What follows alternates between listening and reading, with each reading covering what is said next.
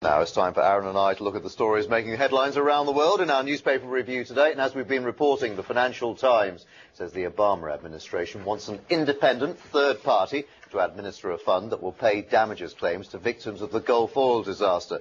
The FT reports that BP is due to hold a teleconference in which it's expected to agree to suspend dividends. Instead, the money could be held in the fund until all claims have been met. And here in The Guardian, it says the forecast by the British government's new fiscal watchdog shows the UK finances are worse than predicted. It says the forecast by the Office for Budget Responsibility could give justification for the government to take some tough measures to cut the budget deficit. As more than 75,000 Uzbek refugees flee ethnic violence in southern Kyrgyzstan, the European edition of the Wall Street Journal says Russia has sent in 300 troops to help to guard its airbase in Kyrgyzstan. The paper says the Kyrgyzstan interim government has asked Russia for help to quell the violence, but Moscow is yet to respond. And France's Le Figaro reports on the outcome of Belgium's elections. Now, the headline calls it an historical opening for the Flemish freedom fighters. It's the first time that a party advocating the end of Belgium has won the most votes in a federal election. The South China Morning Post reports the dispute between Honda and its workers in China is worsening. It says tensions are rising after 5 days of halted production.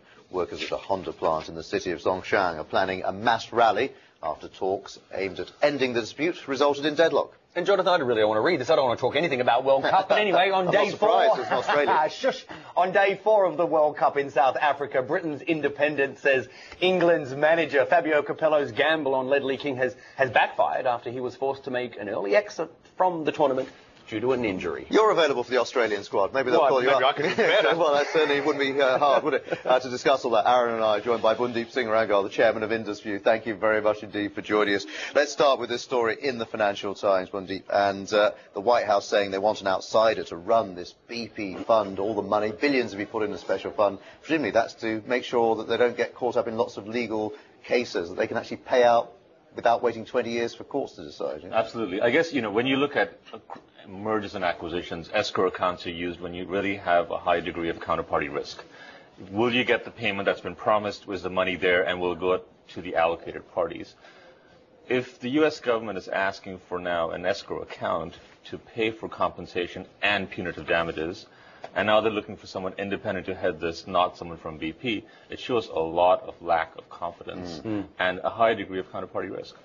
Do you think, the big question also hanging over BP's head is the dividend, of course, and we're hearing, from the city here that informally it's pretty much done. They're just going to meet, they're meeting today, right, the board to decide when they suspend and for how long they suspend. But obviously the idea is to use the billions that they would be paying out to shareholders. They'd use that to help fund, of course, the spill and the damage over in the US. So absolutely.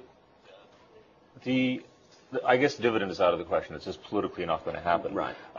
Let's look at the cost of this oil spill. So the fines they could get are about $4,300 for every barrel spilled. So you say about 40,000 barrels a day, which is the upper end of estimates from the U.S. government. Now it's been revised from before. Over 50 days, you're looking about $8.6 billion just in cost there. Right. Then you've got about $1.5 billion in terms of cleanup, so that takes to about $10 billion. And then you've got punitive damages. Remember, the U.S. litigation system is very different from here in Europe. It's not just compensatory, it's punitive. Sure. So you're looking at about a $20 billion potential funding here, escrowed, for cleaning out this mess. So what are we talking about almost 2 years' profits for BP, is that right? Oh, absolutely, even more. And I guess it's not just a profit. You've got $75 billion in market cap that's wiped out. That's half of what it was before this explosion there in April.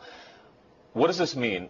Largely speaking, you've got not only BP now losing out in the U.S. for offshore drilling just a few weeks after Obama was planning to increase offshore drilling. You've also got potentially losing out on other drills and projects across the world. But it also makes it a very interesting target. So you look at competition now setting itself aside and saying, look, we're not the same league, even though our cost of borrowing has gone up thanks to BP. We're not the same, and we're doing safer practices. But BP itself is a big target, not only for competition, but also for China. Yeah. And China bought, Sinopec bought ADAX last year for about $8 billion. They need oil resources. And BP is suddenly a very, very tempting target. So the U.S. government has to ask itself, would you rather have BP owned by Western shareholders, U.S. and UK pension funds, or by the Chinese government-backed companies? I'm sure we probably know the answer, but I'm sure they're going to, the BP bosses are preparing for a corporate dress down, if you will, probably the biggest in corporate history. Let's talk about The Guardian. Of course, new forecasts show UK's finances worse than predicted. This is, of course, the government's new fiscal watchdog, expecting to say that the growth is not as going to be as optimistic as the Treasury, which there's two parts to this, because that would say, okay, we really need to get these austerity measures in place, these cuts, if you will, but if growth is worse than originally forecast, that makes the cuts even harder, no? It makes the cuts harder, and also, I guess in some ways you look at it as seeing, is this politically, because the previous government predicted 3.5% growth. Now they're saying it looks like it'll be 2.5%. So how much of that was being constrained by the previous government, and is this the reality now of 2.5% growth? Inflation is running at about 3.5%. So real growth is either at par or negative, which is worse. So the only way you can offset that in the short term is probably by an increase in taxes, which is not going to be healthy for British business, because you're already looking at capital gains tax being increased potentially. Well, I mean, you could be actually depressing growth, next year and the year after, of course, if you're having to have even tougher austerity measures this year. So that's going to affect this budget's officer's calculations, the Office of Budget Responsibility. They're going to have to keep going back to this regularly, aren't they? Every 6 months, probably. They're going to have to look at it very, very closely, especially given Britain's exposure to Irish banks and other European, like 258 billion pounds in exposure. That's not fully calculated yet.